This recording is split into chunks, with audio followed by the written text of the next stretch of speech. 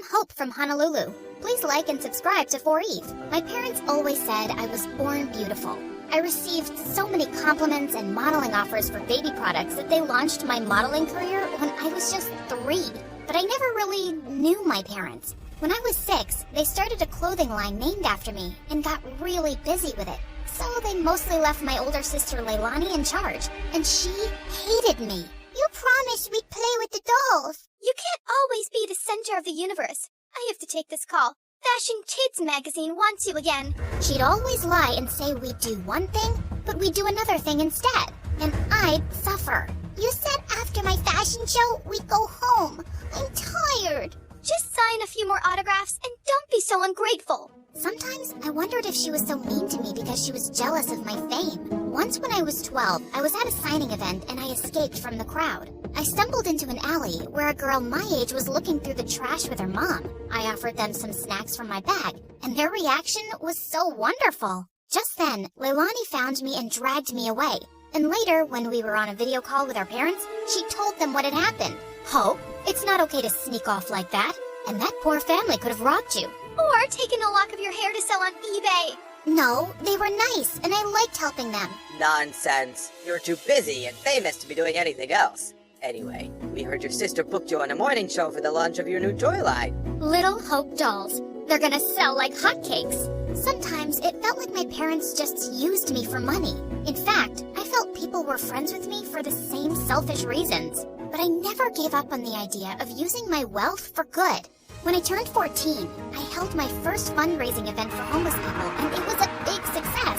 But my second fundraiser turned into a complete nightmare, because the day after it, my face was all over the news with the words, "Teen Thief." Hope, they're saying you kept all the funds for your business. What? Why would they think I took all that money? The news is saying they got an anonymous tip. This can't be good for your career. It's all over social media. They're calling it the biggest scandal of the year. You need to stop all this charity nonsense. We need to work on saving your reputation so you won't lose out on any modeling contracts. I didn't care if I never modeled again. I didn't understand how anyone could think I'd steal charity money. I was too embarrassed to even leave the mansion. Soon after, I was about to join a new high school, and I went to Leilani with an odd request. Help me make a disguise for high school. You're my makeup artist. If anyone can do it, it's you. Look, it's hard for me to trust people. They'll probably use me for my money and fame or spread more lies. I'd rather just go as a regular kid, so I can be active in the school's charity clubs. You don't think you could just go as yourself? Doubtful. I always become the center of attention without meaning to. And because of that scandal, the charity clubs might not trust me. I just want to fade into the background and do the things I care about. Please. To my shock, she agreed to the makeover. He gave me cute short hair as part of my disguise. I decided to keep my disguise a secret from my parents. They were not happy about my short hair, but my agent had advised me to take a break from modeling and stay out of the public eye anyway till the scandal died down. At home, I was Hope, the supermodel on a break. But at school, I was Minnie, the humanitarian. I joined the charity club, and the volunteer work I was doing felt amazing. And I was making friends pretty easily. But one day at school, I was lifting a heavy box of canned food donations when I suddenly threw out my back. Whoa, are you okay? I suddenly noticed there were 2 really cute guys watching me struggle to stand up straight. Guess I'm an old lady who's not used to heavy lifting. Ouch. Let's take you to the school nurse, Granny. I'm Kai. And I'm Crane. Here, let me take your bag. What was in that box? Canned stuff for a food drive. Crane immediately dropped my bag to the floor. You're part of a food drive? Not gonna help you. What? Come on, Nan. Let's just take her to the nurse. She's hurt. Whatever. Not my problem. And then he just left. What was that about? Are you seriously doing a stupid food drive, Granny? My name is Minnie, and what's wrong with food drives? Minnie? Minnie. Everything about them is wrong, Minnie. If the poor just got off their butts and worked, they wouldn't be poor. Why should we treat them like babies and take money from people who do work? Wow. Sometimes it's hard for people to find work or earn enough, and they need help. Maybe lame losers do. Well, Minnie, here you are. Kai winked at me as he left. What a jerk. But I wasn't going to let his arrogant opinion stop me. I organized a school dance to raise funds for the food drive, and it was a hit. But just as I was dancing with some friends, Kai and Crane busted through the gym doors with crowns on their heads. To the rich. Damn, to the rich. What are you doing, Kai?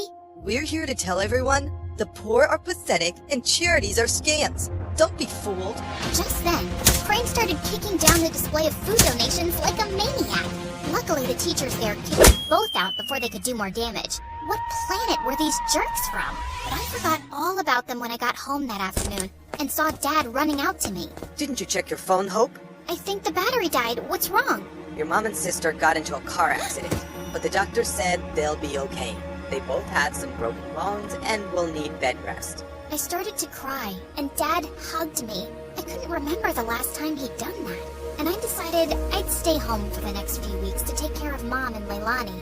The next evening, my bodyguard drove me down to the food bank to drop off the school's donations. To my shock, I saw Kai step out of his car in front of us, and he was dropping off bags of donations. What the hot fudge? I snapped a picture of him, and I confronted Kai in the school hallway the next day. Saw you at the shelter last night. What are you talking about? This? How did you... Okay, please, listen. Crane is against charity work, not me. He convinced me to think that way a long time ago, but I don't agree with him anymore. Years ago, Crane's family fell into a big scam by some fake charity, and they lost a huge fortune. Oh no. Yeah, his dad had to work so hard just to get them back on their feet. Now, he talks trash about all charities, and he doesn't trust the poor. He actually enjoys shutting charity work down in public. He bullied me into crashing that dance. And well, I'm sorry I did, really. He looked really sincere. If that's the truth, I understand. But you gotta stand up to Crane sometime. You can't keep pretending to be someone you're not. Kai offered to walk me to class, but I explained I was just there to collect my books as I was homeschooling for a while. He asked for my number, and I kinda left with butterflies in my stomach. Kai and I texted every day for weeks, and he even started coming over. I kept saying it was best to give my mom and sister space to recover, so we'd always hang out in my backyard. Keeping Minnie away from my parents and Hope away from Kai was getting exhausting. I was also developing the biggest crush on the real Kai. He was nothing like the jerk I'd first met. Once I found him waiting for me in my backyard with the most amazing picnic laid out. Hey, what's all this? Just a little surprise for your big day. Happy birthday, Minnie. Kai, my birthday isn't for another 5 months. What? Really? I looked for you over social media, but I couldn't find you because you're apparently the world's most private person. Then I went to go check the school records, and I guess I got the wrong Minnie. I guess so.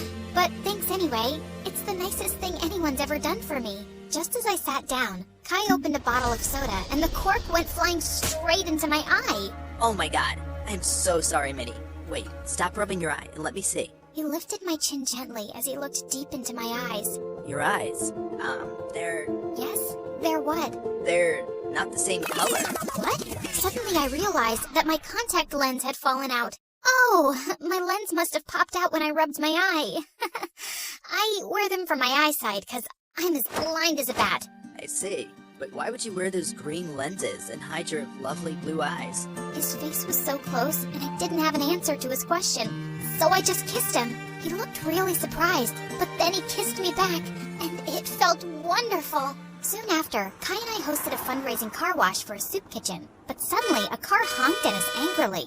Well, what do we have here? Crane, listen, buddy. I know how you feel about this stuff, but I'm asking you to back off. I want to do this. What? Support lying, dirty thieves? Did you forget what happened to my family? Of course not. But that was one bad experience. Not all charities are scams. It's this witch. Winnie's brainwashed you. It's Minnie, and Kai is free to do whatever he wants. But you need to leave. Just then, Crane went red. He threw a punch at Kai, but Kai blocked it brilliantly and stepped back. Crane, walk away right now. You better watch yourself, Winnie, or you'll end up like that stupid teen thief model who raised funds for her business. She got what she deserved. She's a forgotten fraud now, a nobody. Suddenly, I froze in my spot. Was it possible that Crane had started that rumor? He was crazy enough to do it. And what if Kai had been involved back then too? Crane drove off angrily, and Kai turned to me. This may be the end of my friendship with Crane, but I feel relieved. I'm proud of how you stood up to him. Kai smiled at me warmly, but now I felt guarded. Did I fall for someone who might have framed me? Later that evening, as he drove me home, Kai suddenly took my hand. Minnie, I love who you are and who you've helped me become. Will you be my girlfriend? Kai, no, I can't. What? Why? I thought you felt the same way. You kissed me. And maybe that was a mistake. I'm sorry, but I can't be with you. Not only did I feel paranoid about trusting him, he had no idea I was Hope. I hated lies, and now I hated lying. Things were a mess. Kai begged to see me and kept messaging me, but I just ignored him until he gave up. One afternoon, I was fluffing Leilani's pillows when she asked me something unexpected. Hope, how are you? Not bad. Why? Nothing. I just noticed that you looked a bit sad these days. I kinda lost someone I cared about. Wait, Leilani, why are you crying? Oh, Hope, I just need to tell you something. I can't keep it in any longer, especially after you've taken such good care of me. And to my shock, She confessed how she was the one who had started the rumor that I'd stolen the charity funds. I know it was really wrong, and I'm sorry, but I just got so resentful. I was left in charge of you, and you always came first. And you were always in the limelight, while I never even got thanks for anything I did. I got carried away. Leilani, how could you? I really regret it. That's why I agreed to your makeover request, because I didn't want to stand in your way again. I know how good-hearted you really are. Do you know what you've done?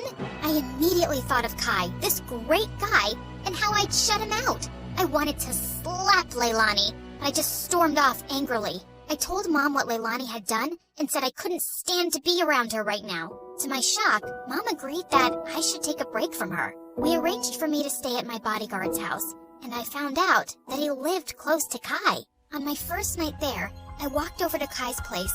I needed to fix things between us, but his butler informed me that he'd gone to Tokyo for 2 weeks or longer.